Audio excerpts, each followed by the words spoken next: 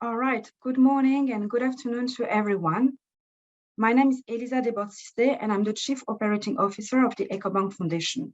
I am very pleased to welcome you to the second webinar of our series, Break the Bias. Today is International Girls in ICT Day, and to celebrate it, this event aims to encourage and empower girls and young women to study in ICT, Information and Communication Technology, and STEM, Science, Technology, Engineering, and Mathematics at school and university. This webinar is organized jointly by the EcoBank Foundation and the Global Partnership for Education, the largest global fund and multi-stakeholder partnership dedicated to education in lower income countries. We are proud to be working alongside GPE on the Girls Education Awareness Program, through which we are using our voice, platform, and outreach to advocate for girls' education. During this webinar, you will hear from experts on why girls should study ICT and STEM, and learn from women who decided to study these subjects, leading to amazing career. They will share with us their stories and their truly inspiring experience. But first, let me share some logistical information. L'interprétation est disponible en français et en anglais. Vous avez juste besoin de cliquer sur le petit icône interprétation en bas de votre écran et choisir la langue dans laquelle vous préférez suivre ce webinaire. So interpretation is available in both French and English. You just have to click on the globe icon, like the interpretation icon at the bottom of your screen, and select the language in which you would like to follow this webinar. If you want to engage the conversation on social media, you may use the hashtag #BreakTheBias and hashtag #EcoBankBreakTheBias or hashtag Aux Préjugés. Without further ado, let me give the floor to Martha Muwezi, CEO of the Secretariat of the Forum for African Women Educationalists, FAWE.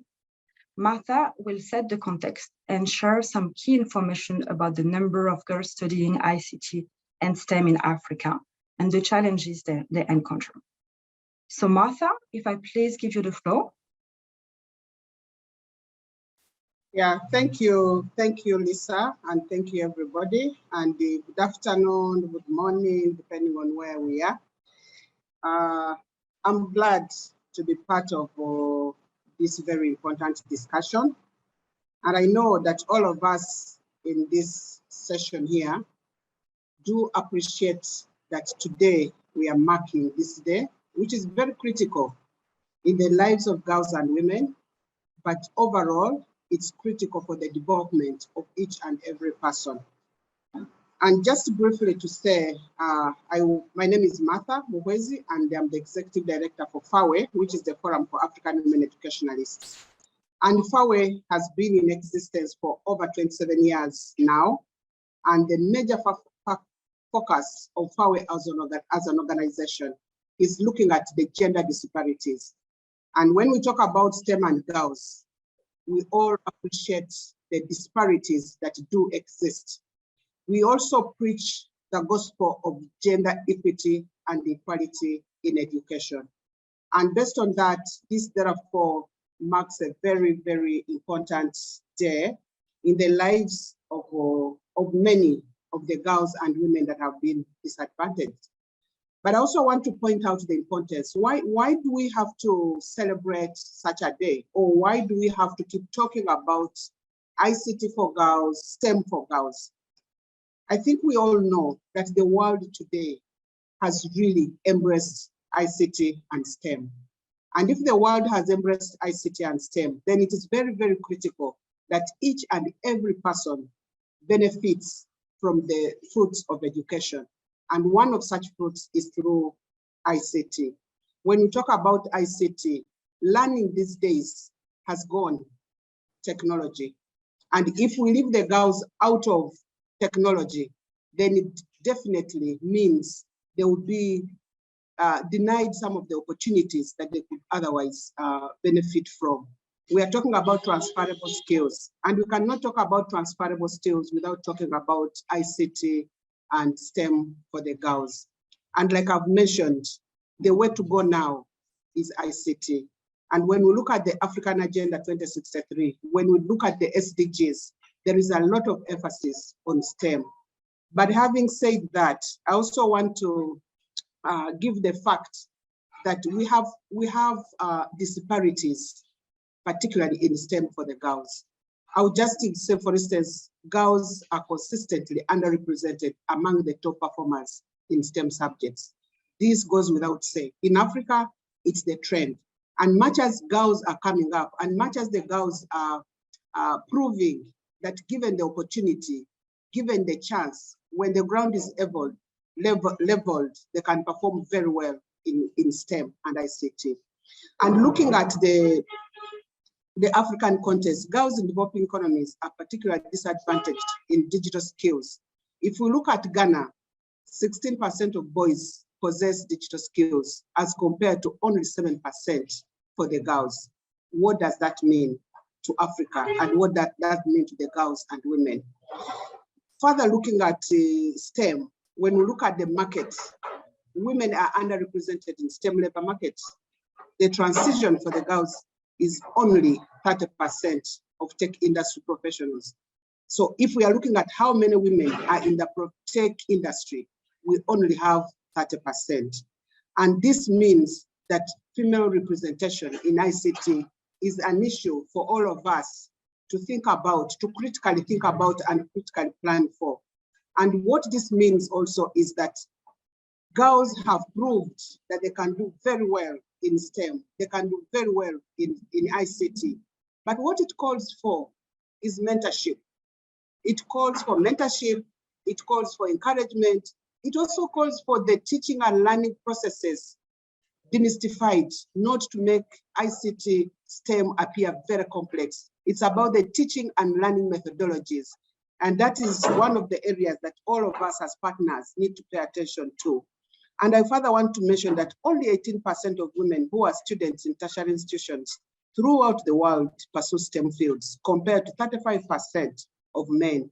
And this does not mean that the girls or women don't have the capacity, but it simply means that the ground is not leveled. There are gender disparities. And this starts right from the initial stages where girls and women are discouraged. In the teaching process, STEM is looked at as a very difficult subject, but it is not difficult because many girls that have joined have proved that they can do it and do it very well if they are supported, if they are encouraged, if they are motivated, and if the classrooms are not gendered, if the classroom embrace each and everybody and looking at the opportunities, the potentials that each and every person holds. So these are some of the things that we need to think about as we celebrate today as the International Day for the Girls in Science, in ICT. And I just want to quickly point out, if we embrace this, and if we all believe that girls should be part of ICT, they should be promoted, then if we don't address the inequalities that do exist now, then we are bound to have inequality. We shall perpetuate the inequalities. Instead of bridging the gap, we shall be creating the gap even wider. At the current pace, it will take 99.5% of years to achieve gender parity worldwide. And that's why it calls on to all of us to really embrace this. Looking at the gender digital divide, if we don't address it, it's going to increase. The world will continue to be designed by and for men if we don't bridge this gap in ICT and STEM. And more so, young women's potential will remain untapped. We all risk continuing to be unemployed or in low-paying jobs. If we don't promote girls for ICT, then the chances of them getting jobs that are good paying are also getting narrower. And also girls and women, if we don't tackle these inequalities, then they will be ill-prepared to respond to issues like climate change, to issues of health. And lastly, women may be less equipped to make decisions about their health care and that of their infants if we don't give them the opportunity to participate and benefit from ICT. And how do we give them this opportunity? It's by breaking all the barriers, it's by the bridging the gender gap in ICT and STEM. Allow me, in the interest of time, to stop at that. And again, thank you so much for everybody that has come to be part of this. It shows the value that we attach in promotion of STEM for girls. in Africa. Thank you so much. Thank you so much, Martha. Thank you very much for setting the context. Thank you for this inspiring, actually, context setting. So I think we now have like all the key information that we need to better appreciate the conversation.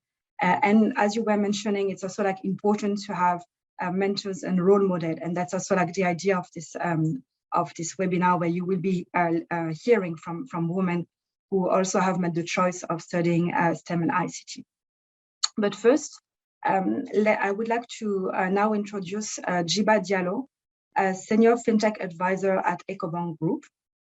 Djiba is a technology and innovation enthusiast, and she has more of 15 years of experience working in the ICT industry, and she will be giving the opening remarks. So Djiba, please, you have the floor. Thank you very much.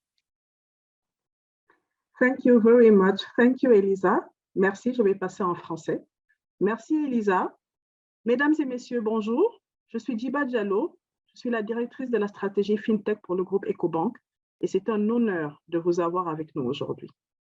En mars dernier, la Fondation Ecobank lançait une série de webinaires et de partage d'expériences pour mettre un stop aux préjugés. J'ai le plaisir aujourd'hui de vous accueillir pour ce second numéro sur les filles dans les TIC et les STEM.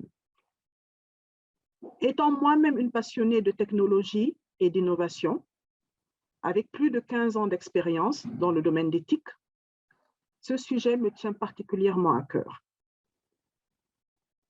Grâce à ma formation de développeur de logiciels, avec une spécialisation en informatique industrielle et en système embarqué, j'ai eu à occuper des postes de responsabilité à Microsoft avant de rejoindre Ecobank.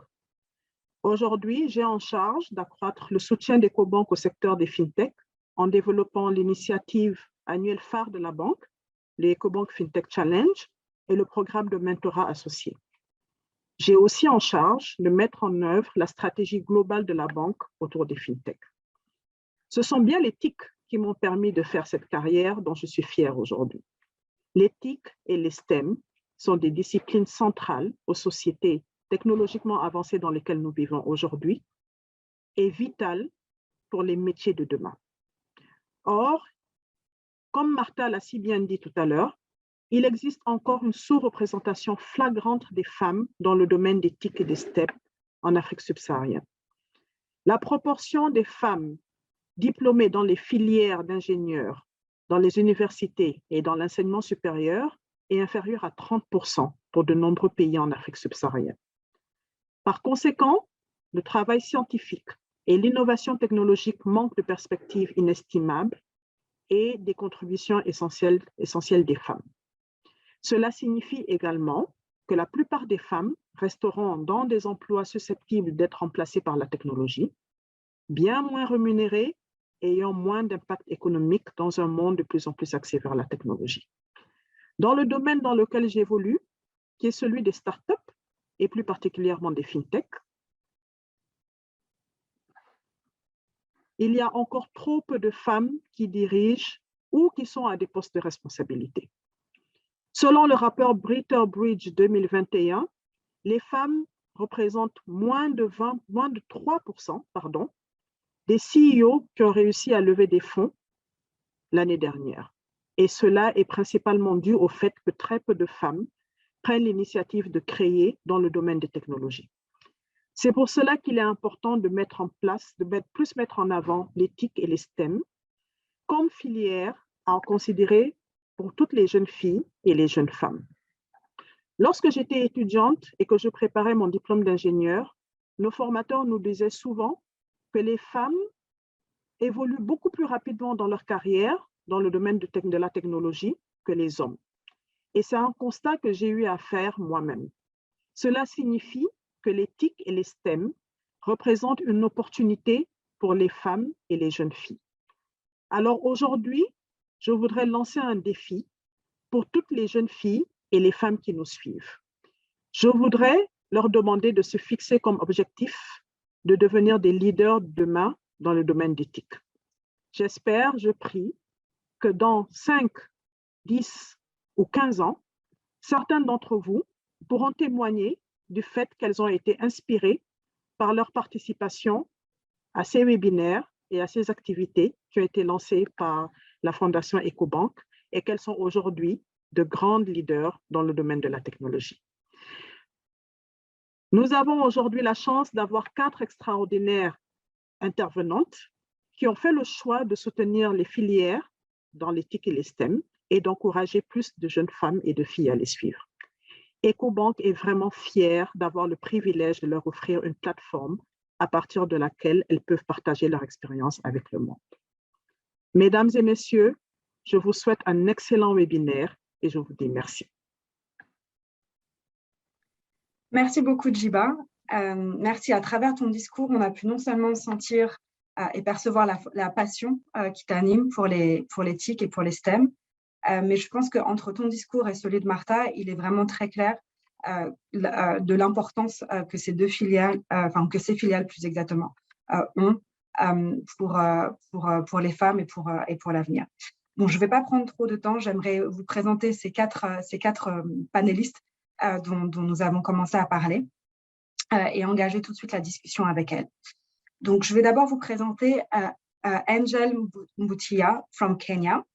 So Angel is passionate about leadership and governance, and she's the Secretary for Gender and International Relationships at the All Africa Students Union. She is one of the GPE youth leader, and she also chairs the COMESA Youth Advisory Panel. The other panelist is Ariel Kitio from Cameroon. She's the founder and director of Cameroon Youth School Tech Incubator. She received the 2019 Margaret Award for African Digital Women. She is also the U.S. State Department, in 2016, the U.S. State Department had awarded her the Tech Woman Award, and she is a software engineering doctoral student and also an ambassador for the next Einstein Forum in Cameroon. Then we will have with us Asimahu Tahiru from Ghana, a student in basic education, also a GPE youth leader, and she believes that education is the tool that breaks down all barriers, and it is part of the foundation of all progress and growth, both at the individual and also at the society level. And last but not least, we will also have with us Esther Congrete from Togo. She began her graduate studies in computer science at the African Institute of Computer Science. And in 2019, she graduated with a degree in computer engineering. She's also part of the Program of Excellence for Women in Africa, which is attending currently and developing her skills in leadership, problem solving, analysis, and project management. So ladies, welcome. I'm really, really glad to have you here. Ariel, Angel, and Asimahu. So let's start the conversation. Let me just ask you to introduce yourself. Angel, please let's start with you. Just, please go ahead and introduce yourself to the audience. Thank you. Right, thank you so much, Elisa, and thank you so much for the speakers who have spoken before me. So I wear many hats. I am a Kenyan. My name is Angel Mbutia. I serve as a director in the Kenya National Youth Council Board, which is anchored under the Ministry of ICT, Innovation and Youth Affairs, right here in Kenya. So I was elected again to serve as a chairperson of the first ever COMESA Youth Advisory Panel. And again, I also work with the All Africa Students Union, and that is where my advocacy journey started. And so due to my very many active roles in the youth space, I was nominated to serve as a Global Partnership for Education Youth Ambassador to champion the Raise Your Hand campaign to finance education that was led by Kenya's President Uhuru Kenyatta and the UK Prime Minister Boris Johnson. So as a GP youth leader, I advocate to policymakers and leaders on the importance of girls' education, and I emphasize the need to create education sector plans and budgets that put gender at the heart and consider the needs of girls at all levels. Thank you, Elisa. Back to you. Thank you, Angel. So now I'm pleased to ask Ariel, please, to introduce yourself. Ariel, you're muted.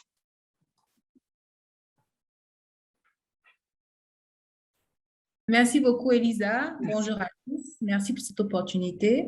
Je suis Ariel Kitio, fondatrice de TIC. Je suis un entrepreneur social qui est très passionné des questions d'inclusion, d'égalité, d'accès équitable aux opportunités, à l'éducation pour les jeunes femmes en particulier en Afrique.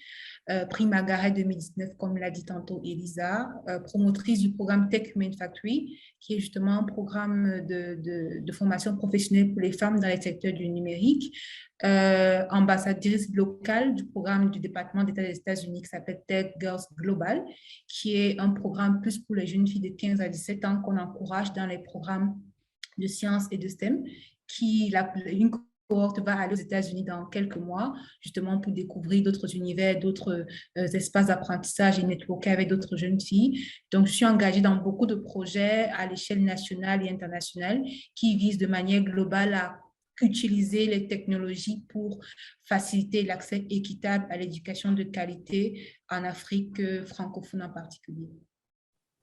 Merci beaucoup, Ariel. Asimaou, may I please ask you to introduce yourself?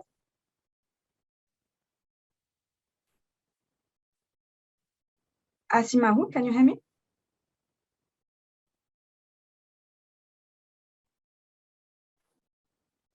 Hi, Elisa. Thank you very much. Good morning, good afternoon, everyone. My name is Asmao Tahiru. I am very excited to be here today. I am a student of University for Development Studies, where I am pursuing education. I am a youth advocate and also a reproductive health facilitator. Even though I did not study STEM course, but I have friends and families who study such courses. I'll be sharing with you some of the challenges and motivations I have learned from them, which I believe will motivate other young girls to pursue STEM or ICT courses. Thank you. Thank you so much, Asimaou. Esther, maintenant c'est à ton tour, s'il te plaît. Ok, bonsoir à tous les panélistes, bonsoir mesdames, bonsoir messieurs. Je suis Esther Congrete, j'ai 22 ans. Je suis titulaire d'un diplôme d'ingénieur de travaux informatiques et d'une certification en gestion de projet. J'ai cumulé 2 années d'expérience en tant que développeur d'applications et chef projet informatique. Et actuellement, je suis dans la première cohorte du programme d'excellence pour les femmes en Afrique, parrainé par Madame le Premier ministre du Togo. Et dans ce cadre, je suis en stage au département technologie et opération de Ecobank Togo. Merci. Merci beaucoup, Esther. Esther, comme c'est toi qui as la parole, je vais commencer tout de suite à rentrer dans le vif du sujet avec toi. Donc, tu as étudié l'informatique, donc, qui est donc une des filières du TIC. Comment est-ce que tu as choisi cette filière et comment est-ce que ton entourage, ta famille, tes amis, etc., ont pu réagir par rapport à ce choix? Ok, merci. D'abord, je suis quelqu'un qui aime les challenges. Je n'aime pas m'orienter là où tout le monde va. Et j'étais très douée en sciences. Donc, ça a été tout de suite une évidence pour moi de continuer mes études dans un domaine scientifique. Donc, par rapport aux réactions de mon entourage, j'ai eu juste une question de mes parents. Mes parents m'ont demandé, Esther, est-ce que tu te sens capable d'y arriver? J'ai dit oui. Ils m'ont dit, tu fonces. Donc, j'ai été toujours quelqu'un qui sait ce qu'elle veut dans la vie. Tant que j'avais le soutien de mes parents et que je savais que j'avais les capacités d'y arriver, je n'ai pas hésité, je me suis lancée. C'est vrai que dans le cercle plus élargi, il y a eu des remises en question par rapport à ce choix, mais je suis quelqu'un d'obstiné. Je savais que j'étais capable et j'ai voulu relever ce défi. Très bien, merci beaucoup, merci Esther. Et Ariel, donc toi, c'est vrai que tu as déjà fini tes études, mais comment ça s'est passé pour toi? Comment tu as fait ce choix? J'aime souvent dire que je suis arrivée dans l'informatique un peu par erreur, parce que justement, c'était pas forcément ce que je voulais faire au départ, mais j'ai eu l'appétit qui est venu en mangeant. Donc, moi, je n'ai pas eu de véritable problématique avec les parents sur l'acceptation ou pas, parce que je suis arrivée un peu par accident. Et puis, je m'y suis tellement plu qu'aujourd'hui, je me dis, si c'était à refaire, je ne changerais absolument pas du tout de choix.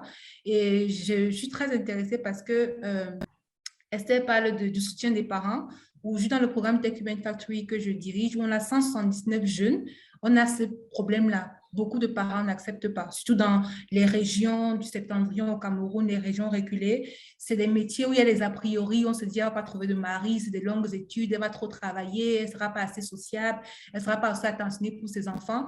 Donc, je big up aux parents de Esther qui acceptent, qui ont écouté cette passion-là, et on encourage davantage les parents à écouter la volonté de leurs enfants parce que des fois, ils savent juste ce qu'ils veulent, et voilà. Très bien, merci beaucoup, Ariel.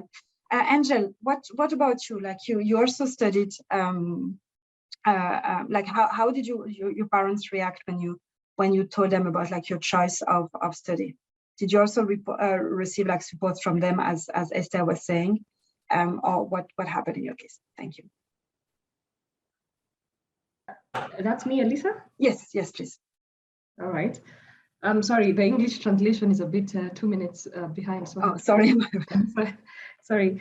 Yes. Apparently, I was fairly good at maths. I was good at maths in school, and this sort of was like something my parents really encouraged me to do. And knowing that most people do not do well in maths, and I was in a girls' high school, so that's the foundation of my STEM courses.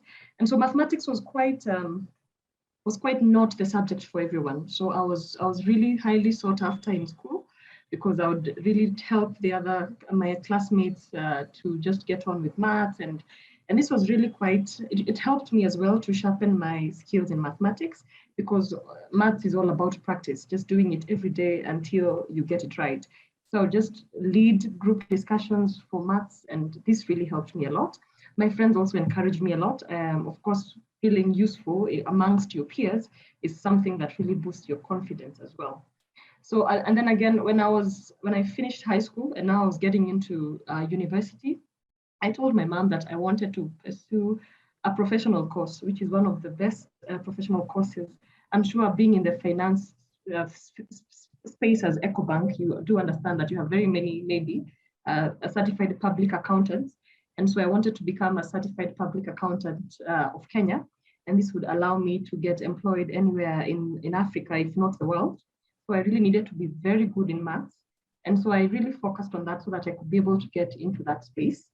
And then leave alone that, I also needed to do very well in maths so that I can get admitted to the university.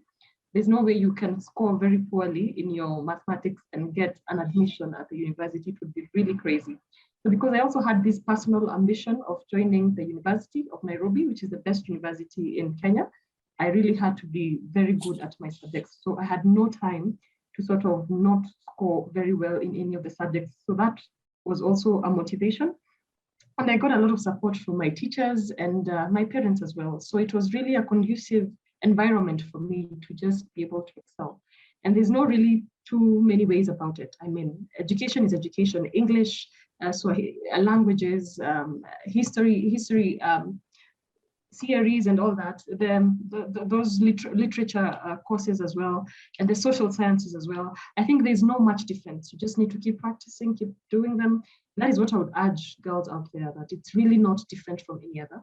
And I was also a physics student in high school, and it was really not popular with the girls. But I was one of those students who really enjoyed physics, as I was good in maths. So there's a very big connection between physics and maths. It was more or less the same thing. So I really enjoyed those two subjects. And I think these are careers that we should keep encouraging our girls to get into. Thank you. Thank you, Angel. Thank you very much. So I think from Angel, Esther, and Ariel, like you can hear about how, like their passion, and like also like in some way, like how they were also like very kind of stubborn, knowing what they want and kind of going for it, kind of no matter what. So Asima, let me come to you now. So I understand you yourself, you haven't studied STEM and ICT, but you were telling me before that you have like a sister who has. So can you maybe like share a bit of her experience with us, please? Thank you. My sister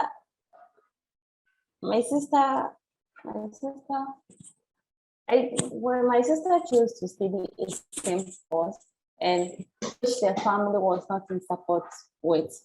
She wanted to study engineering, and my father and mother, my parents believed that it was meant for men, not women. So she had to have a lot of serious discussions with them and some family friends intervened my parents to allow her to study, and also passionate about it, and she believes that there's more opportunity if she graduates successfully as a woman. And that also there's definitely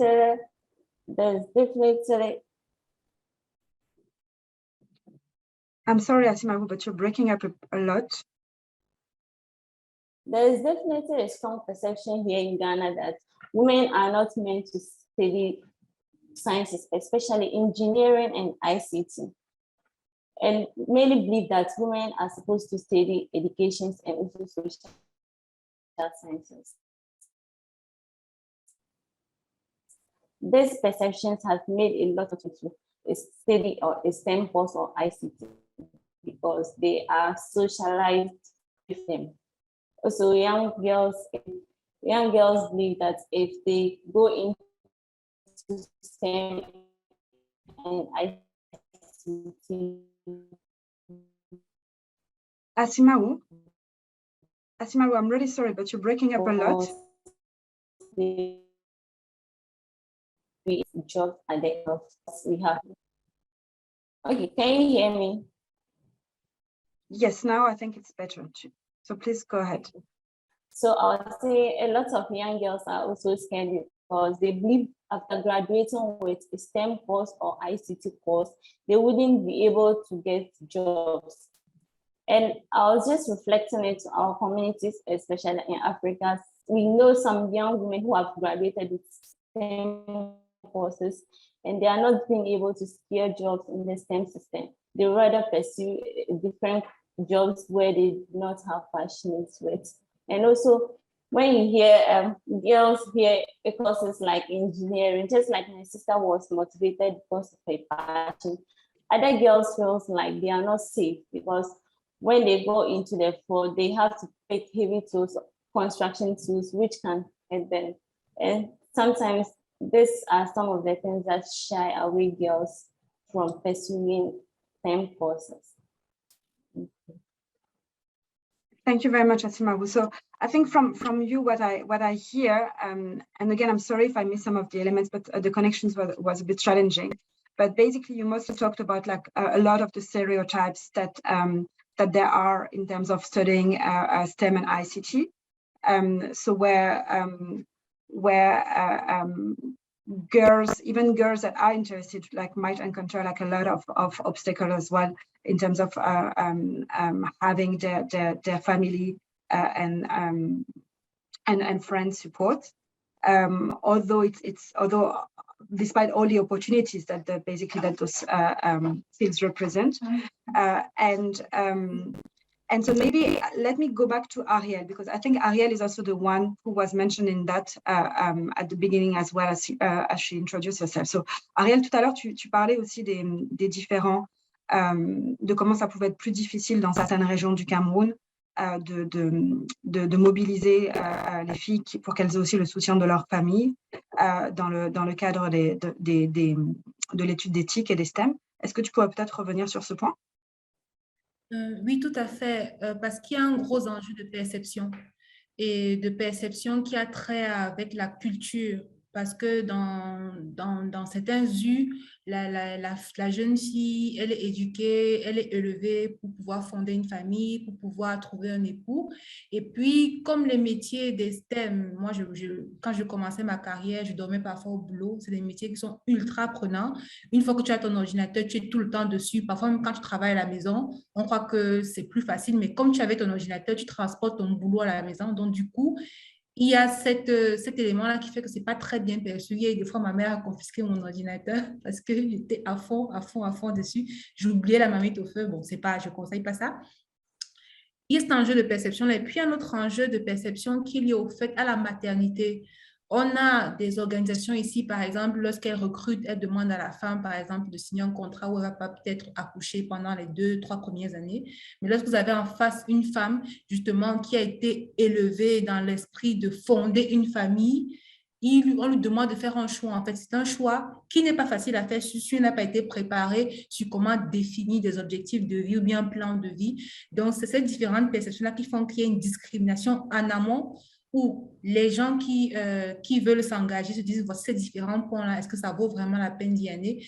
Et en aval, lorsque les gens veulent recruter et qui se mettent à poser les enjeux de maternité, ce que je trouve foncièrement injuste parce qu'on n'a jamais demandé à un homme où est son bébé de 3 mois, mais lorsque c'est une femme, on va lui poser la question. Aujourd'hui, à Tech Manufacturing, il y a des femmes qui sont enceintes et nous avons mis comme point d'honneur de ne pas les marginaliser parce qu'elles sont enceintes. Parce que ce n'est pas une maladie, c'est le moyen par lequel nous tous nous sommes venus au monde. Donc, c'est un enjeu de cette discrimination. On travaille donc beaucoup d'un point de vue holistique en sensibilisant les parents en leur disant c'est les métiers d'avenir, c'est les métiers qui payent parce qu'au fond, les gens cherchent ce qu'ils vont utiliser pour manger, pour être bien, pour s'exprimer. C'est les métiers qui ont un fort potentiel de croissance et surtout, c'est les métiers qui sont transversaux. Ça permet à la femme de s'exprimer dans différents domaines. Je dis souvent, avec la technologie, aujourd'hui, vous travaillez dans l'éducation, demain dans le transport, après dans la santé. Ça donne une pluridisciplinarité à la jeune femme ou au jeune garçon qui l'a. Et surtout, c'est des compétences qui sont universelles. Donc, à partir de la maison, elle peut travailler pour le Cameroun, pour le Togo, pour les États-Unis. Donc, ça multiplie davantage ses opportunités d'avoir des sources de revenus complémentaires qui peuvent aider la famille, aider le ménage et qui peuvent l'aider davantage à s'épanouir. Et on le sait, une femme épanouie, c'est une famille épanouie. Une famille épanouie, davantage de familles épanouies, c'est un pays qui est davantage épanoui. Donc, c'est des discriminations qui sont... Au fond, on comprend parce qu'ils veulent protéger les filles, mais également on les sensibilise sur les biens fondés, sur les opportunités qu'ils peuvent dégager en envoyant davantage leurs femmes ou bien leurs filles dans le secteur des technologies de manière générale. D'accord, merci beaucoup Ariel. Je vais passer dans un instant la parole à Esther parce que je l'ai vue acquiescer plusieurs fois pendant que tu parlais. Mais je voudrais juste te demander, juste un instant Esther, Ariel, est-ce que tu pourrais, parce qu'en fait tu l'as mentionné 2 fois déjà, en une phrase nous dire ce que c'est le Tech Women Factory? Tech Human Factory, c'est un programme de formation professionnelle où actuellement nous avons 179 jeunes, dont 140 femmes âgées de 18 à 35 ans qui sont formées sur 3 parcours spécialisés, les métiers de la data science, les métiers de l'art numérique et les métiers de développement web. Elles viennent de différents domaines. Elles viennent de la santé, de l'administration publique, du transport, de la mode, du tourisme. On les capacite en technologie pour qu'elles puissent avoir un meilleur impact dans leur secteur d'activité, qu'elles puissent créer de l'emploi ou bien qu'elles peuvent juste booster leur propre emploi. Et puis, ces 3 parcours spécialisés sont renforcés par un parcours en tronc commun qui est ultra important, qui porte sur les soft skills, qui porte sur l'éducation financière, comment gérer son argent, comment gérer son épargne, comment gérer la dette, comment planifier un budget et qui porte également sur les enjeux de la cybersécurité et de la cybercriminalité parce que plus on va sur Internet, plus on va dans les TIC, plus il faut savoir se protéger ses données, les données de ceux qui sont proches et puis des éléments comme les éléments psychologiques. Aujourd'hui, par exemple, avant de venir, on parlait de la peur, on parlait de la personnalité, on parlait de comment gérer les extravertis. Donc, c'est un programme un peu holistique qui permet de créer des compétences au service des domaines économiques de croissance en mettant la femme au cœur pour pouvoir lui donner des compétences, la former, créer de l'emploi et puis résoudre les problématiques locales de manière générale. Bien. Merci beaucoup Ariel pour cette clarification. Donc Esther, maintenant, pardon, je reviens à toi. Je voulais juste, comme Ariel avait mentionné plusieurs fois ce programme, je pensais que c'était intéressant d'expliquer un peu plus de quoi il s'agissait. Mais Ariel, donc je t'ai vu réagir un peu à ce que Esther, pardon, excuse-moi, je t'ai vu réagir à ce qu'Ariel disait. Donc, quel a été pour toi enfin voilà, qu'est-ce qui t'a fait réagir, qu'est-ce qui a fait écho pour toi? Donc, je te laisse la parole. Merci. Ok. J'ai acquiescé parce que je me suis retrouvée dans beaucoup de points que Ariel a évoqués, notamment le fait que ce sont des métiers très prenants et l'entourage ne comprend pas forcément. Parfois, on m'appelle Einstein à la maison parce que je suis tout le temps avec ma machine. Ça peut être source de conflit avec les proches, ça peut être source d'incompréhension. Et si les parents ne sont pas vraiment en soutien, n'encouragent pas, ça peut pousser à baisser les bras. Il y a des filles qui se sont lancées, qui ont commencé, mais qui, dans le cursus, se sont réorientées parce qu'elles étaient fatiguées, elles n'avaient pas d'encouragement nécessaire pour pouvoir avancer dans ce domaine. D'accord, merci beaucoup, Esther. Angel, so may I please come to you?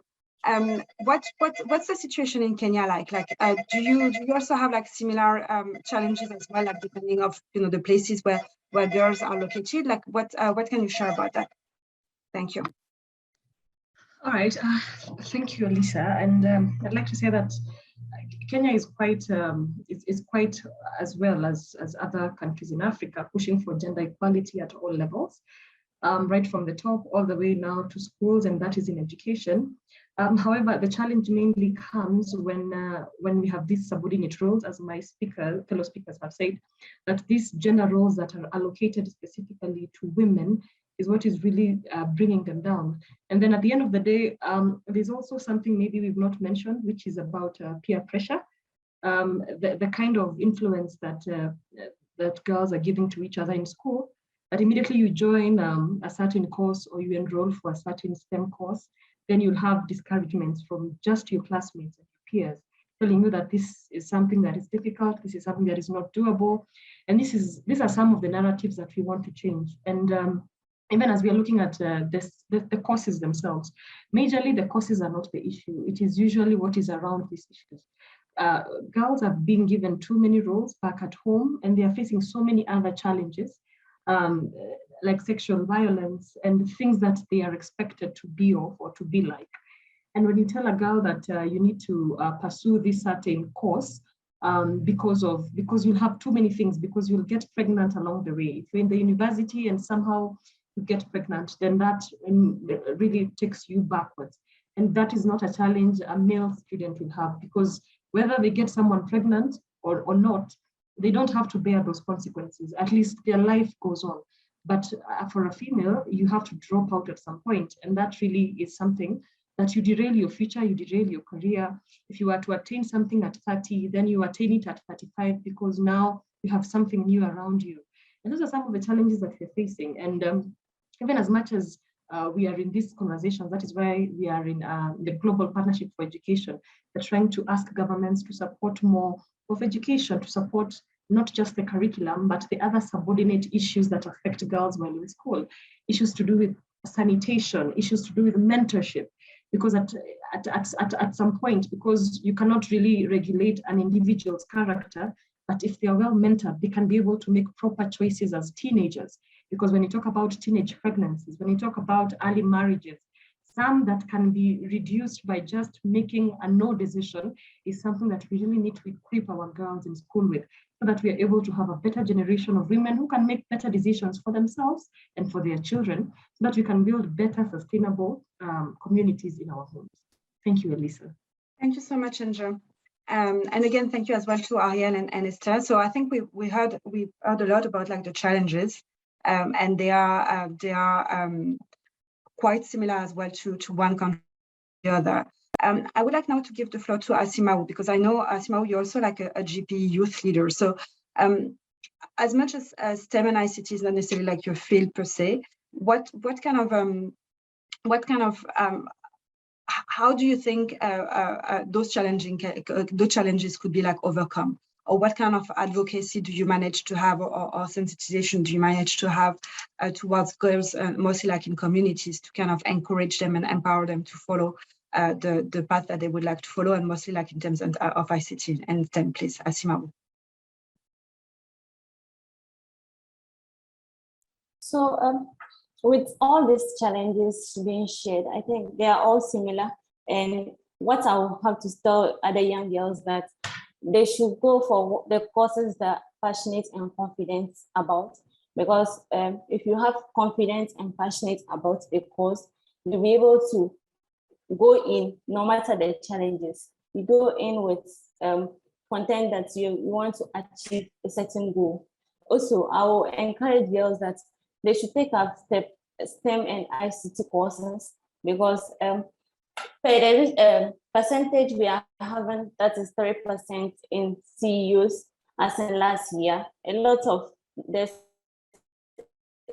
still a lot of gaps we have to cover up. So I'll encourage girls to go in for such courses so that they'll be able to fill in their gap. Also, they should get role models and mentors.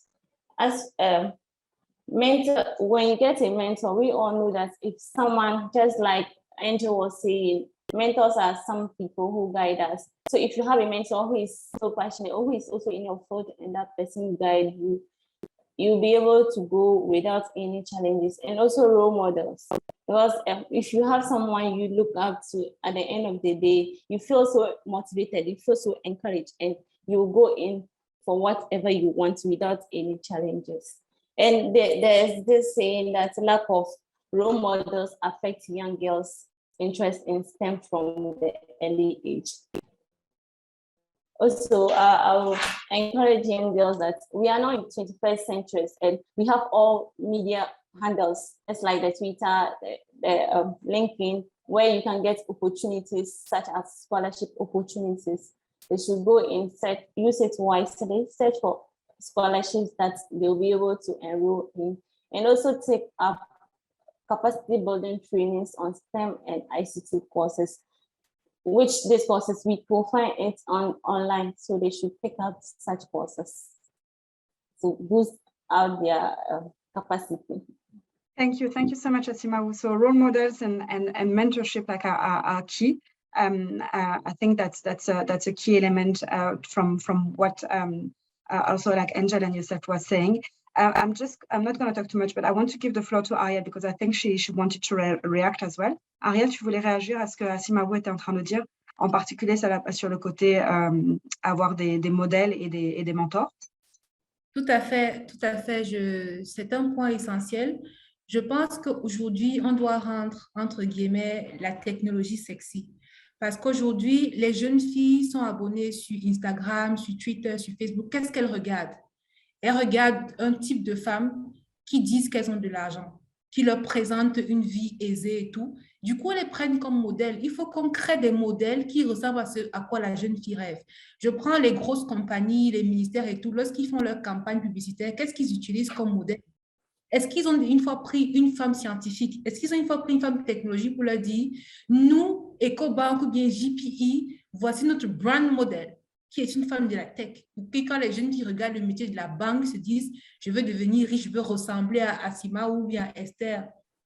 Il y a cette responsabilité-là de la communication qui doit rendre les métiers de la tech sexy, attractif pour la jeune fille. Parce que n'oublions pas, la jeune fille, elle aime aussi ce qui brille, le bling-bling. On ne peut pas que toucher son côté rationnel. Il faut aussi qu'on touche le côté émotionnel, son envie d'être une femme qui vit dans une certaine, je ne sais pas moi, aisance.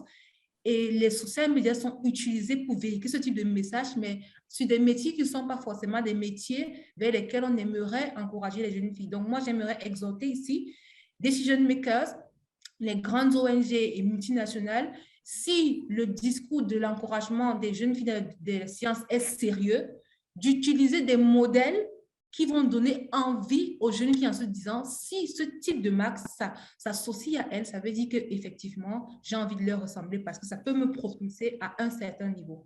L'autre point que Diba Diallo a dit d'entrée de jeu, c'est qu'aujourd'hui, on a moins de 3% de femmes qui ont accès au financement. C'est très grave. Nous, on veut encourager les femmes dans les sciences et les technologies, mais il faut favoriser aussi l'accès au financement parce que pour booster les initiatives comme celle de Angèle ou bien la mienne, à un moment donné, il faut avoir accès à de l'argent.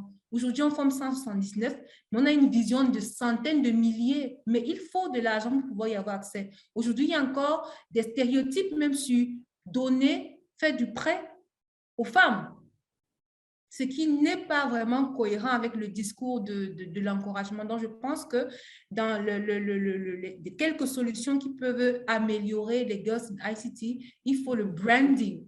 Il faut un sexiest branding autour de la question des STEM, des femmes, pour les femmes et les TIC. Et puis, il faut aussi vraiment, au quotidien, faciliter l'accès au financement pour ces femmes-là qui se battent, ou bien pour ces hommes également, qui se battent pour amener davantage de jeunes filles dans les sciences et les technologies. Donc, c'est ce que je voulais apporter comme complément au très bon point que Asimawo avait évoqué. Très bien, merci beaucoup Ariel. Donc, donner plus de visibilité au ICT et STEM, donc à travers l'image, à travers la communication. Donc ça, je pense que c'est bien clair. Pouvoir peut-être se servir des réseaux sociaux aussi comme levier pour pouvoir justement communiquer davantage sur les opportunités des TIC et des STEM pour les femmes, donc en mettant en avant des femmes qui ont réussi dans ces domaines-là. Et donc aussi pouvoir renforcer l'accès au financement pour les femmes qui lancent des initiatives. Donc ça, je pense que c'est très clair. Sur ce dernier point, je vais me permettre de mettre dans le chat box de cet événement un lien vers un programme de EcoBank justement qui vise à soutenir l'accès au financement pour les femmes, donc un programme qui s'appelle Élever en français. Je ne vais pas, moi, passer beaucoup de temps dessus, mais j'aimerais donner la parole à Esther maintenant, puisque je l'ai vu aussi réagir, et peut-être pour avoir justement donc une jeune panéliste avec nous qui est qui est encore pendant ses études de STEM. Est-ce que toi, tu as eu des rôles modèles, Esther? Est-ce qu'il y a des femmes qui ont pu t'inspirer ou qui t'inspirent actuellement depuis que tu as pu commencer tes études? Merci. Merci. Lorsque j'ai commencé ma formation, honnêtement, je n'ai pas vraiment eu de modèle. Mais j'ai tellement été frustrée du fait de voir qu'on réservait certains types de métiers aux hommes et qu'on disait que les femmes n'étaient pas capables de le faire, que j'ai voulu relever ce défi. Si moi, je n'avais pas de modèle, il fallait que moi, je prouve et que les autres jeunes filles après moi puissent s'en inspirer pour se dire c'est possible. Donc, mais au fur et à mesure que j'évoluais, j'ai eu des modèles. Il y a notre ministre, Sina Lawson, qui est en charge du ministère de la technologie et tout ça, qui s'occupe de la digitalisation. Donc, elle m'inspire dans toutes les initiatives et dans tous les projets qu'elle mène pour pouvoir amener le Togo sur un autre plan en termes de digitalisation. Merci. Merci beaucoup. C'est vrai qu'à noter qu'au Togo, pour le coup, la ministre en charge de la transformation digitale est donc une femme, Madame Lawson. Très bien. Donc, je vais, étant donné que nous voulons garder du temps pour une séance de questions-réponses avec le public, j'aimerais juste vous demander à toutes un dernier mot. Donc, ce ne sera pas le dernier mot de la discussion, ce sera le dernier mot de vos interventions. Donc, est-ce que vous avez un conseil ou est-ce que vous avez quelque chose que vous aimeriez partager donc, avec les personnes qui nous écoutent aujourd'hui? So I'm not gonna. I want to leave space for the Q&A session with like the audience today. So I'm just gonna ask all of you, like the four of you, if you have like any last words. So not the last word of the conversation, but just like the last word of your intervention in terms of the kind of advice or anything that you would like to share to like all the girls and women listening to us today, but also like parents and other. So let's start, since she's unmuted. Let's start with Asimaou. All right. It has been a wonderful session coming through to last words. There's a lot to say, but I'll only say for now that I want a world where there will be free biases for girls to boldly seek for STEM and ICT courses. And also there should be a world that there will be inclusive. So girls who want to pursue STEM or ICT courses, they are being given opportunities as boys. So equal opportunities shared. And also girls who want to pursue ICT or STEM courses should go in for what they want without following the social myths around it. So I encourage all girls to go in. There's much for us, and I trust all girls will be able to achieve the world. Thank you. Thank you so much, Asimaou. What about you, Angel? So many things that are coming through my mind, and I'm so excited for this platform. And one thing that maybe I would like to thank the World War for was opening up our eyes into the issues of feminism and gender equality, which came just briefly after the First and the Second World War. And so now that the world is taking this new order to embrace women and to have them in major decision-making tables, I would really urge the girls of my time, the girls of today, to really take up these opportunities that are coming up today, the affirmative action decisions, the grants that are coming specifically for women in ICT and all that, and financial institutions that are giving low credit loans to women in business. I would urge my generation to take up these opportunities because they will not be there 50 years from now. We'll have so many empowered women at that time that we will have now 50-50 issues to discuss at that time. And that is where we want to get to 50 or 100 years, just as Martha had stated in her opening statements.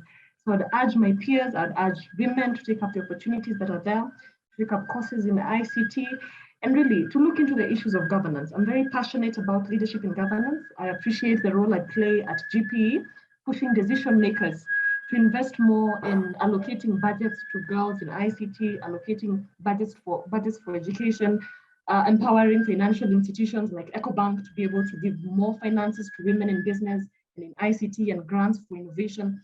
I think that's a beautiful phase we are looking at. And even Africa being a promising place across, globally, I think there are so many opportunities that are there, even with trade and COMESA, and there are so many opportunities in all factions, manufacturing, service, education.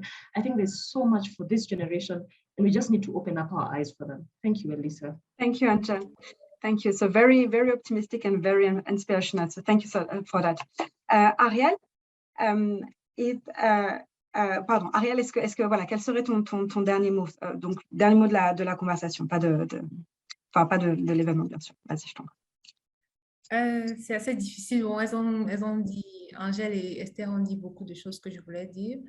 Je parlerai d'une approche holistique qui va de la maison auprès des parents sur comment est-ce qu'ils éduquent les enfants, comment ils éduquent la jeune fille, d'arrêter de dire aux filles qu'elles sont des filles, mais d'abord qu'elles sont des êtres humains de sexe féminin, pour leur rappeler qu'elles ont un rôle beaucoup plus grand à jouer en tant qu'humains, de m'adresser au niveau de l'écosystème même en termes d'opportunités, qu'il y ait une véritable cohérence entre les discours et les actions qui sont faites sur le terrain, parce que on a beaucoup de slogans, on a beaucoup de conférences, mais après, quand on arrive sur le terrain, c'est des lettres mortes, c'est des mails qui restent pas répondus, donc vraiment qu'il y ait une cohérence entre les promesses, les paroles et les actes sur le terrain, en termes d'accès aux ressources, de visibilité, de financement. Et enfin, je vais m'adresser à la jeune fille pour lui dire que le meilleur moment pour se lancer dans les TIC, c'est maintenant, parce qu'il y a beaucoup d'advocacy, il y a beaucoup de nos grandes sœurs qui ont travaillé pour que ce soit possible qu'elles aient l'opportunité de s'exprimer aujourd'hui. Et si elles regardent le futur, qu'elles vont vers les métiers d'avenir, c'est l'opportunité, parce que j'aime à le dire, la technologie donne des super pouvoirs. Vous pouvez travailler dans tout ce que vous voulez si vous travaillez dans la science et la technologie. Donc, c'est comme un super pouvoir que vous avez dans votre poche pour travailler dans même les gâteaux, l'aviation, l'hôtellerie, tout ce que vous voulez. Donc, c'est technologie, c'est les super pouvoirs que vous apprenez. Donc, voilà. Un super pouvoir, c'est bien noté. Donc, Esther, avec ces super pouvoirs, quel serait pour toi ton mot ton conseil? Merci. Okay. Je dirais les STEM et les TIC sont des domaines qui sont en évolution et qui offrent beaucoup d'opportunités. Donc, on a besoin de la contribution des femmes aussi dans ces domaines. C'est parce qu'on est minoritaire qu'on subit beaucoup de choses. Mais si les filles s'orientent beaucoup plus dans ces domaines, on va renverser la tendance en matière de beaucoup de choses. La seconde chose que j'aimerais dire, c'est vous avez reçu le potentiel, la capacité nécessaire pour pouvoir réussir tout ce que vous voulez entreprendre. Il suffit juste d'être déterminé, d'avoir des objectifs, de travailler dur et toutes les portes vont s'ouvrir à vous. Et s'il y a des femmes qui ont réussi dans ces domaines, c'est que c'est possible. Elles n'ont pas de tête, elles ne sont pas différentes de vous. C'est possible d'y arriver. Donc, foncez si vous sentez en vous cette passion. Merci. Merci beaucoup, Esther. So thank you very much to all of you.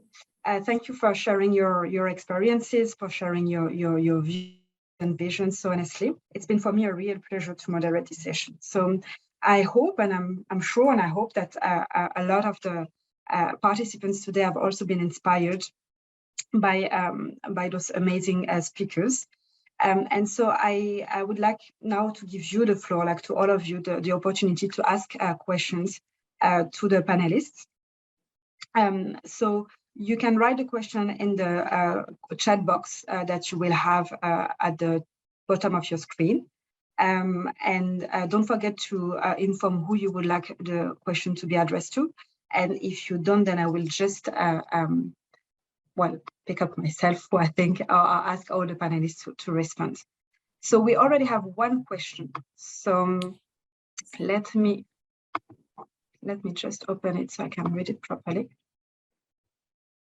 So it's a question from Emily. She is basically asking if you have some idea on how we can design relevant digital learning programs for girls, so from 14 to 18, out of school due to various reasons. So you did mention like pregnancy, early marriage, work, and all of that. And also for girls living in rural, remote areas without access to electricity or internet.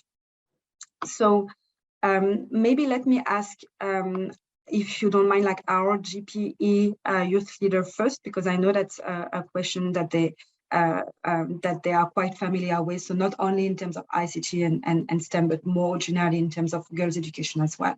So maybe Angel, would you like to go first?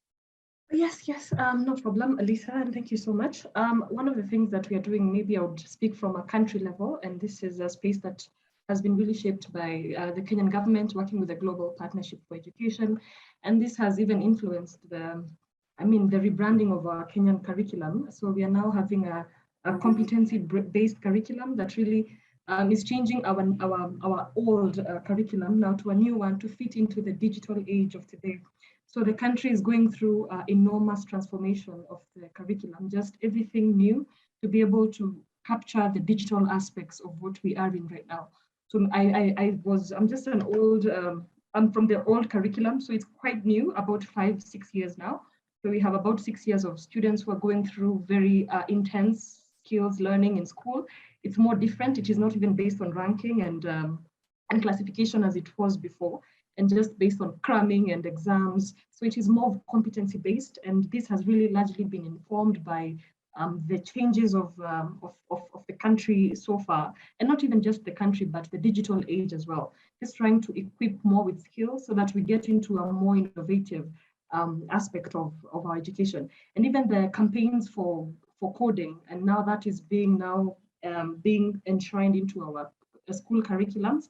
And this is not something that we had before. This is not something I have been taught in my school. I have to enroll now to learn coding and all that in my own, because that was not there previously. And so I'm quite excited that my generation, the children I will have, will be able to experience and enjoy a new set of skills. So it is not something that has not been done, something that is quite underway. All that is very intense about ICT is the expense for it. It is quite expensive. So governments need to make it deliberate that they want to invest in their children's education and invest more infrastructure for ICT.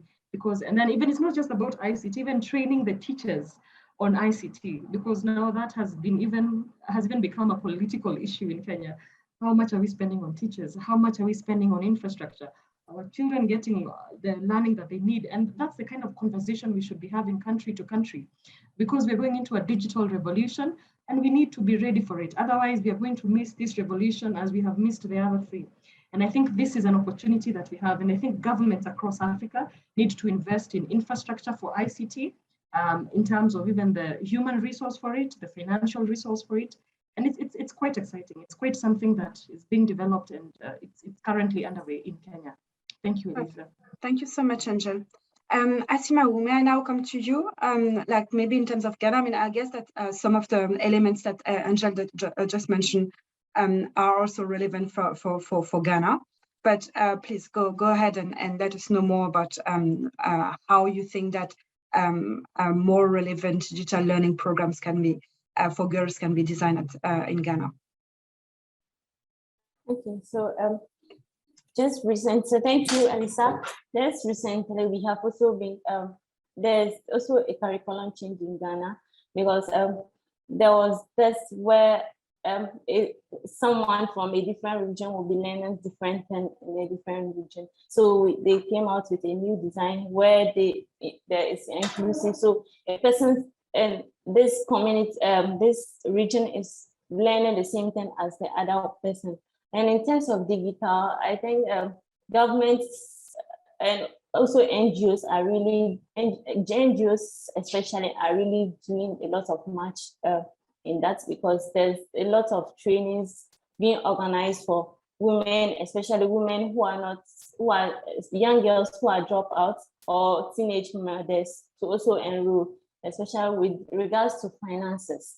So there's capacity trainings where young adult mothers are being enrolled in to take up some financing courses so that they'll be able to start up their businesses without challenges. And also with ICT, there's other, just like I said, NGOs are really doing much more, but governments will, I would say governments really need to invest more in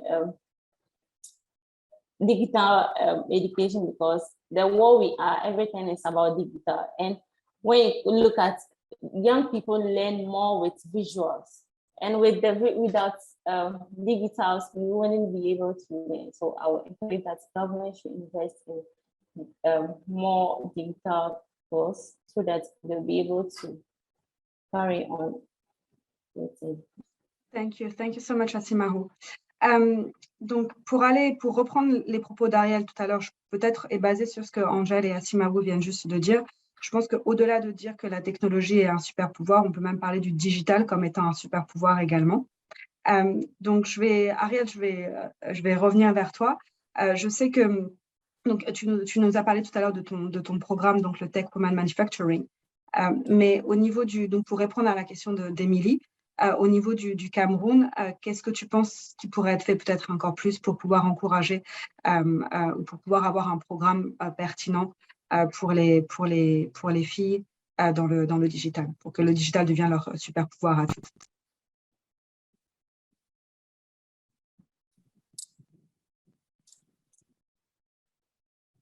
Ok. Je pense que c'est à plusieurs niveaux. Déjà, il y a au niveau du ministère de l'Éducation de base au Cameroun, il y a un programme pour lequel nous sommes partenaires techniques qui s'appelle Connect My School, qui vise à mettre sur pied des outils autant du point de vue infrastructurel que du point de vue de renforcement des capacités qui permettent d'améliorer l'enseignement et l'apprentissage à travers et grâce au TIC au niveau du primaire, on l'a testé dans les régions de l'Est du Cameroun, où on a 19 500 enfants qui sont en train de faire ces preuves. Maintenant, au-delà de l'infrastructure et du renforcement des capacités des enseignants, il y a même le discours qu'on tient aux jeunes filles. Il faut qu'on leur présente ça également comme un outil, pas comme une matière qu'on voit à l'école. Parce que souvent, ça, le problème, c'est que quand on voit un cours de chimie et qu'on ne sait pas à quoi est-ce qu'on peut l'appliquer, on ne le prend pas autant au sérieux que si on nous dit, par exemple, qu'après ce cours, tu peux fabriquer le gel hydroalcoolique, tu peux fabriquer un parfum. Donc, il faut présenter vraiment les STEM aux jeunes de manière générale, et à la jeune fille en particulier, comme un outil qu'elle peut utiliser pour soit exprimer ses passions, soit pour résoudre des problèmes, soit pour gagner en autonomie, soit pour. Donc, il faut vraiment qu'on ait un discours et tout. La technologie n'est pas une fin en soi, c'est un outil qui permet d'accomplir ci, ça. Et puis, être vraiment à l'écoute des personnalités. Ce que nous, on fait généralement à TIC, c'est qu'on va vers l'éducation personnalisée.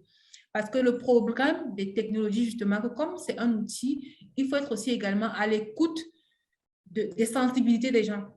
Donc, nous, quand on travaille avec les jeunes, par exemple, de 7 à 15 ans, on arrive à la fin avec des enfants qui ont créé des didacticiels dans la pâtisserie, d'autres ont créé des didacticiels pour aider l'agriculture, d'autres ont créé par rapport aux feux de brousse. Donc, il faut vraiment être à l'écoute pour rappeler aux gens que vous avez des sensibilités différentes.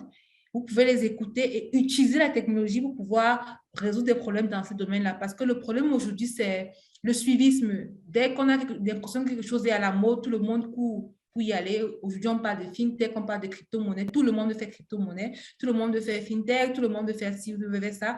On oublie qu'au fond, cette technologie-là vient aider, résoudre des problèmes, adresser des problématiques. Donc, l'un des points, c'est de recentrer les personnes sur l'humain, sur les nations, sur les problématiques sociales et de toujours présenter les STEM ou la science comme des outils qui peuvent utiliser, comme je le dis, ça revient au point de super pouvoir en fait, qu'on peut utiliser pour pouvoir adresser des problèmes ou bien pour se faire plaisir à soi-même. Et donc, je ne vais pas revenir sur les points comme les besoins infrastructurels et politiques même, dont Angèle a largement parlé. Très bien, merci beaucoup Ariel. J'allais passer la parole à Esther. Donc Esther, je vais te laisser aussi répondre pour savoir si tu as aussi par rapport au Togo des idées sur comment peut-être, comme disait Ariel, par exemple, remettre les STEM et l'éthique au centre de beaucoup des métiers après derrière, donc faire un lien peut-être plus concret avec la vie professionnelle par la suite. Et il y a d'ailleurs une question également qui t'est adressée, donc, et qui va un peu dans le même sens, qui demande est-ce que simplement ce n'est pas la manière d'enseigner les mathématiques et les sciences qui suppose que les sciences sont difficiles et n'est pas faite pour tout le monde. Donc, je vais te laisser répondre à ces deux questions. Ok, merci pour la question. La première, par rapport au Togo. Par rapport au Togo, il y a déjà des initiatives que le gouvernement mène. En l'occurrence, le concours de développement d'applications pour les femmes, où le gouvernement cherche à déceler des talents qui sont primés. Il y a le concours Miss Mathématiques qui suscite l'intérêt de la jeune fille pour les sciences mathématiques. Il y a aussi des camps scientifiques. Tout ça pour pouvoir faire un meilleur suivi des filles qui sont déjà dans ces filières et pour susciter l'intérêt de d'autres femmes à s'engager dans ces domaines. Maintenant, le gouvernement pourrait étendre ces activités ou ces initiatives sur l'étendue du territoire, faire un meilleur suivi des femmes qui sont déjà dans ce domaine jusqu'à ce qu'elles ne s'accomplissent en termes de carrière et les utiliser comme mentors pour la jeune génération.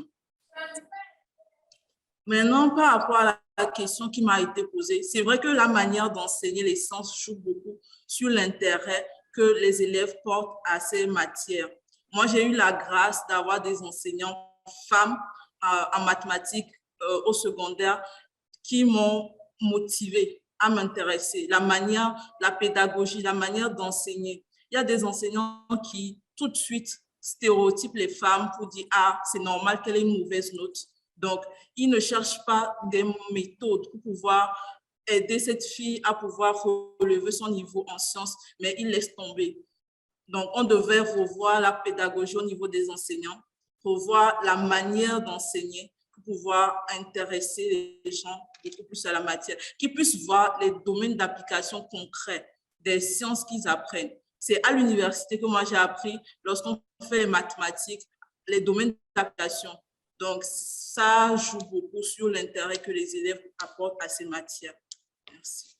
Merci beaucoup, Esther. Donc, I think with this point, you're kind of also like making the link as well with what actually Angel and Simawu and Ariel was saying. So in terms of putting ICT and STEM at kind of more, not only at the center of things, but just like showing as well, like how actually it impact or what it, how we need it, like as we, like, you know, in our daily life and also like in our work life and so on.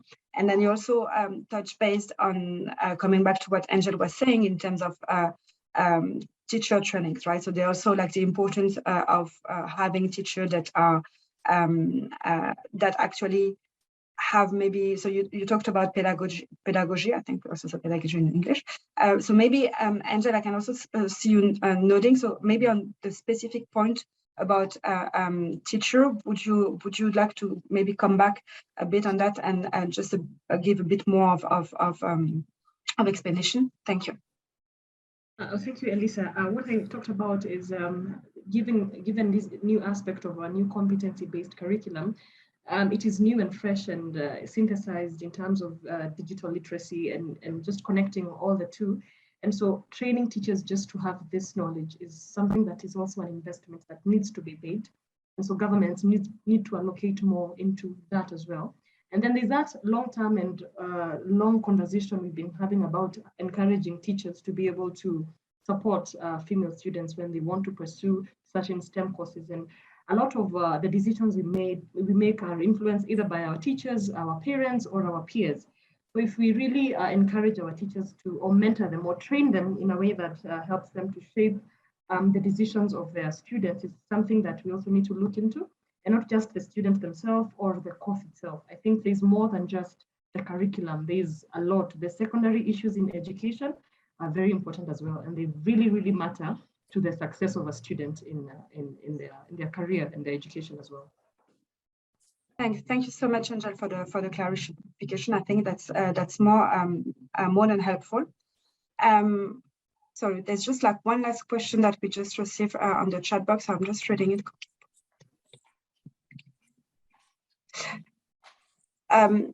So I think if I understand the question, si je comprends correctement la question de Martin, il aimerait savoir comment faire pour que toutes les filles qui ont envie de suivre ces carrières, enfin ces filières, puissent vraiment les intégrer et les suivre. Est-ce que Ariel, est-ce que tu aurais peut-être un avis sur la question?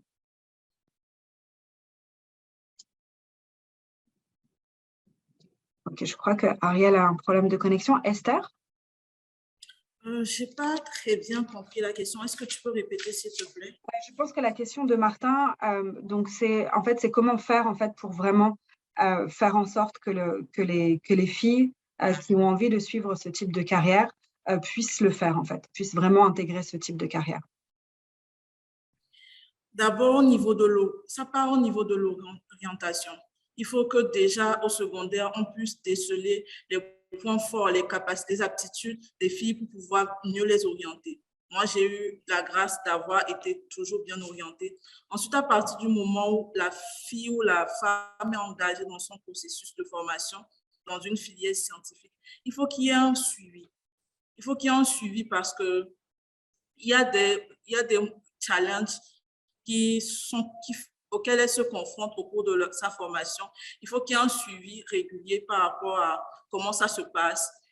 Et si elle a envie de partir pour faire des spécialités, parce qu'au Togo, ici, par exemple, je suis ingénieur de travaux informatiques. Pour aller faire une spécialité en big data ou en data scientist, il faut que je puisse partir à l'extérieur pour pouvoir faire ce genre de formation. Donc, être à l'écoute de ces jeunes filles qui veulent aller vraiment très loin dans leur formation, qui veulent vraiment se spécialiser et leur apporter l'accompagnement nécessaire. Elles reviendront avec des compétences vraiment aiguisées qu'elles apporteront à la contribution de leur pays, au développement de leur pays. Ensuite, elles pourront travailler à former la jeune génération dans ces compétences pointues-là. Merci. Merci beaucoup, Esther. Angel, do you agree with anything that you would like to add on top of what Esther was just saying? Sorry, I was on the English translation. Say that again. So basically, in terms of how to make sure that girls that are interested in those, like in terms of in STEM and ICT, can actually onboard and follow those study. So Esther was mentioning like a few elements in what she thinks that is needed to support them making this decision. For you, is there like 2 or 3 elements that are key to actually support girls making this decision? Oh yes, I think we think too widely, and then we forget our homes, our spaces, our cousins, our friends, our relatives who are girls in school, and we need to encourage them to be able to take this up, because that is the basic social unit where we can influence their decisions and encourage them to take up STEM courses, and just remind them that there's a future for them when they go that direction. And given a situation where we are going through unemployment rates in the country, and just for them to look into those areas as better employers, as even better places to work in, as better places where women are appreciated at this time, I think that's a way to encourage them. And sort of at a larger level, girls like myself, my peers, and those who have gone through STEM courses can even open up community-based organizations where now they can not just reach out to their family and friends, but now they can reach to more of their communities, going into other people's families and friends, and really trying to just stretch that network of trying to touch more lives of these girls, and even using those community-based organizations to go into high schools, into primary schools, just to encourage girls to take up these courses, and then even reach out to partners like GP and the EcoBank Foundation to be able to sort of do even a more robust sort of process of monitoring and engaging learners in terms of exactly what are they supposed to expect. And then from that level, at sort of now of a macro level, is now even using our voices as leaders, as advocates, to be able to ask governments to make sure that they ensure that there's 100% transition rate of those who go to primary, that if there are 5 million, they're the same ones who go to secondary school, And from secondary school, the same 5 million go to the university. That way we are sure that we have not left anyone behind. And if there are gaps, then we have ways to mitigate and address these gaps. If it's about going to the community, going to the schools and finding out exactly if at one point there were 4 million and now there are 3 million, then where is the 1 million going to? So those are questions that we should ask ourselves as policymakers, as decision makers, and even us as influencers, that we need to ensure that we really keep track of our girls, wherever they are, whatever they are doing, and in their careers as well. And then those who have made it, just keep asking them to mentor others and to support them in that process as well. I think those are my thoughts on that. Thank you so much, Angel, and thank you again, Esther. And I really appreciate and like how you kind of also close the loop in terms of what we were saying. So and I think it's as you said, it's very important to kind of from an early start to kind of encourage girls to follow this how to go and study like ICT and STEM if they're interested. And then as we grow up and we have actually like gone through all of that, like we became those kind of mentor and role model. So I think so. Thank you for giving this perspective and this background. So I'm cautious on time. So let me actually stop here with the Q&A. Let me thank you, like the four of you, like again for like all your responses and all the insights and input that you've shared today. I think it was really helpful. So thank you, Angel, Ariel, Asimawu, and Esther, for being so gentle and so open in your responses. Thank you as well for the participants for their questions. So to conclude, I'm thrilled to introduce you to Sheikh Travali, Regional Executive CESA and Managing Director Ecobank Kenya, who will share some closing remarks about how Ecobank supports women entrepreneurs and also close this webinar. Let me also seize the opportunity to thank our colleagues in Kenya who invited parents and young students and girls to follow this webinar from their offices. Kenya is indeed one of the countries that our partnership with GPE focuses on. So it's been a true pleasure to moderate such a great conversation. So thank you again to all of you, Angel, Esther, Ariel, Asimawu, and to the public. And Cher, please, you have the floor. Thank you. Thank you, and good afternoon from Kenya. Can you see me? Can you hear me, please? Yes, we can. Thank you. So, first of all, really, I would like to warmly thank Angel, Ariel, Asimawu, and Esther for the very inspiring discussion we just had. You know, I said quiet, but I listened very carefully. You know, sharing your experiences and being so honest and transparent about your challenges and the way you overcame them contributes in a big way to breaking the bias, as I think it will help all the girls and their parents present today to have a better understanding and a better appreciation of ICT and STEM. From me and from the Ecobank group, once again, a big thank for coming forward and for eloquently and so powerfully advocating the cause of girls' education in STEM and ICT. Well done, really. Through such forums, actually, we wish to celebrate girls and young women. We want to empower them to be able to pursue studies and careers in the technology space through training of coding, through development of mobile application, as well as in science, technology, engineering, and math. I think we can all agree that girls and women are systematically alienated from science, from mathematics and technology throughout their education, thus limiting their access, preparation, and opportunities to go into these fields as adults. At Ecobank, we believe that giving women equal opportunities to pursue STEM and ICT careers help narrow the gender pay gap. It also helps enhance women's economic security, and it ensures a diverse and talented STEM and ICT workforce. And eventually, it prevents biases in these fields. As a leading Pan-African bank, this issue is particularly important to us. My colleague Jiba Jallo, who is our senior fintech advisor, opened this seminar, and I really hope that she was able to inspire many of us, as we need more women like her taking up leadership position in the fields of STEM and ICT. EcoBank is extremely proud to have partnered with Global Partnership for Education, and we are happy to support their Girl Education Awareness Program.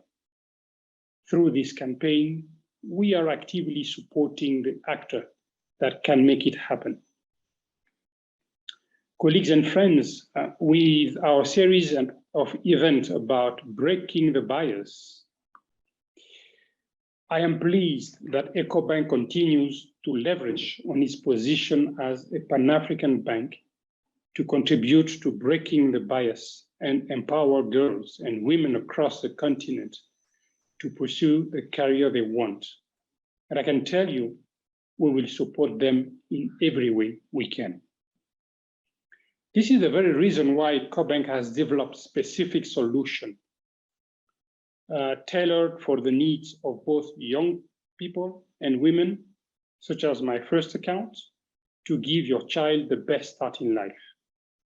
We have also developed the Elevate initiative, offering end-to-end solution, differentiated business solution, financial support, general advice, and networking opportunity for business in Africa that are developed, managed, and owned by women. I would like to invite you to visit our website and our branches in your respective countries to seek information about our services and about our solution. Thank you all for attending and participating to this webinar, and together, let's break the bias. Thank you.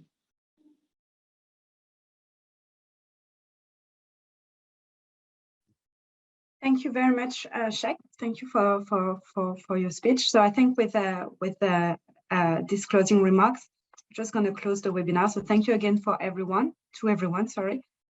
So merci encore à tous. Merci Sheikh pour tes remarques. Et je vous souhaite à tous une très belle après-midi et bonne fin de journée. Merci.